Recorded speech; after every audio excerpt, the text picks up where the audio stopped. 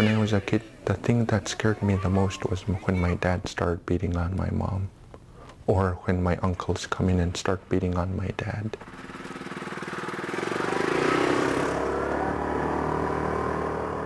For over 20 years, there's been a calming of sorts building throughout rural Alaska, a presence that has made it a safer environment for everyone to live.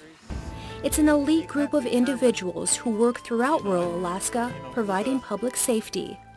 They are known as the Village Public Safety Officer, or VPSO, and are often the first responder in the last frontier.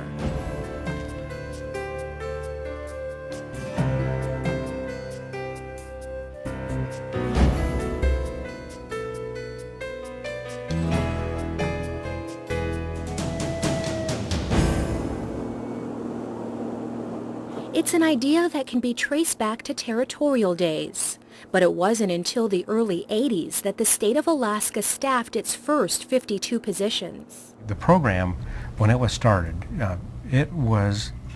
with the idea in mind that the state would bring some sort of law enforcement and, more importantly, some presence that would deal with the safety issues that was happening out in rural Alaska that were causing a very high number of deaths. Where's your life jacket? Always wear it. Buena. The state contracts with the nonprofit corporations and teams with the nonprofit and the community to administer the program and to supervise the work of the VPSOs. The VPSO program is a little bit unique in the sense that since they're not employees of the state, they're employees of the nonprofit. So complaints against VPSOs, for example, about conduct or things like that, have to be addressed through the nonprofit or through their employer. If you want to see a healthy community, and if they have a VPSO, if the VPSO is from that community and they've been there for any length of time, that's a healthy community. We got a big difference here. We haven't had a VPSO in about 5 years. The VPSO is a cornerstone in building healthy communities. The job title of Public Safety Officer carries exceptional leadership. Well, to sum it up real quick, it's basically jack of all trades. We wear many hats. I mean, we're primary law enforcement. We deal with search and rescue. We deal with EMS and firefighting, mentor, counselor, many hats, many hats. In some cases, the VPSO may even function in the capacity of a probation officer. It's a recent addition to their responsibilities, and it has proven to be valuable in allowing an offender entering parole the opportunity of returning to their home villages. .000. As a VPSO in the village, I do my so-called interviews for Department of Corrections twice a month. Turn around, put your hands behind your back, please. VPSOs work closely with the Alaska State Troopers. In many cases, the initial investigation conducted by the VPSO is all the trooper has to go on.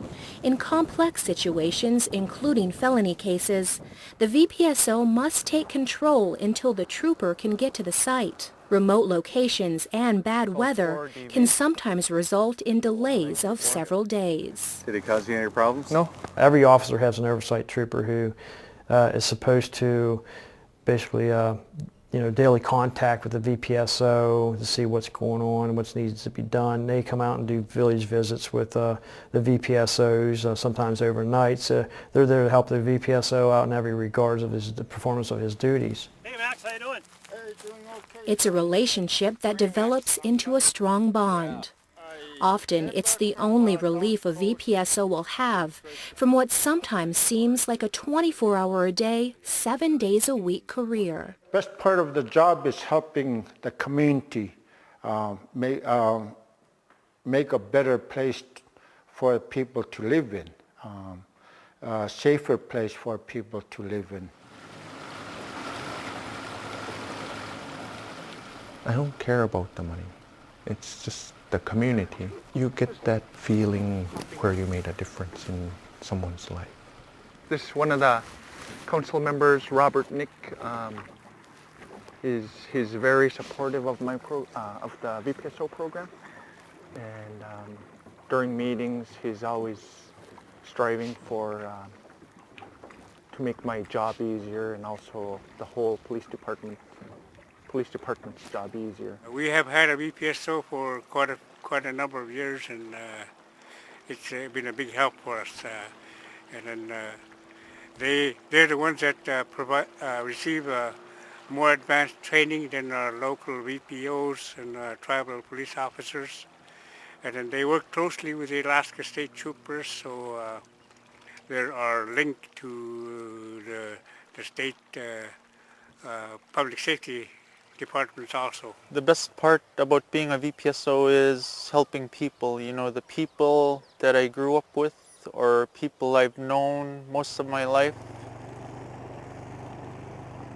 There's not a lot of people that these kids could look up to in the villages. Hi, kids. When you walk around in uniform, there'll be kids coming up to you and, you know, they'll be asking questions about the taser, the OC, the baton, the tools that we use, and they're amazed by it.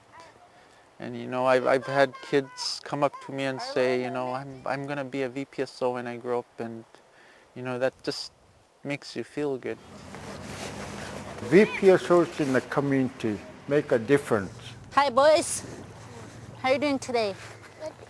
You guys know that when you go on a boat, you need to put on your float coats, right? Even if a VPSO is hired same day and is wearing a uniform in the community, make a big difference.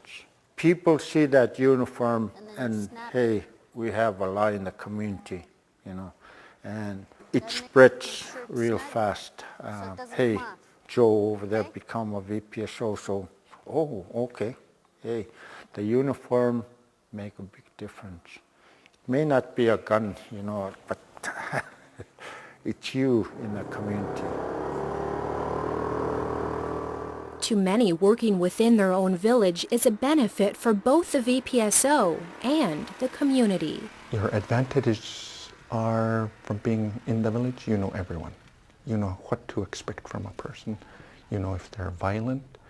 You know if they're gonna fight. You know if this person is a calm, compliant person. If verbal judo works on this person. And if you dealt with them before, it gets a little easier after a while. I told them that they need to go home. Curfew. They usually have curfew at 11 during the summers and not during school. When school's in, it's 9. So usually curfew. Good night. But there are challenges too. Toughest thing that I encounter is I work in my own community. People that I grew up with, arresting friends of mine, arresting relatives. That's a tough part. You need a lot of support. I arrested my brother-in-law.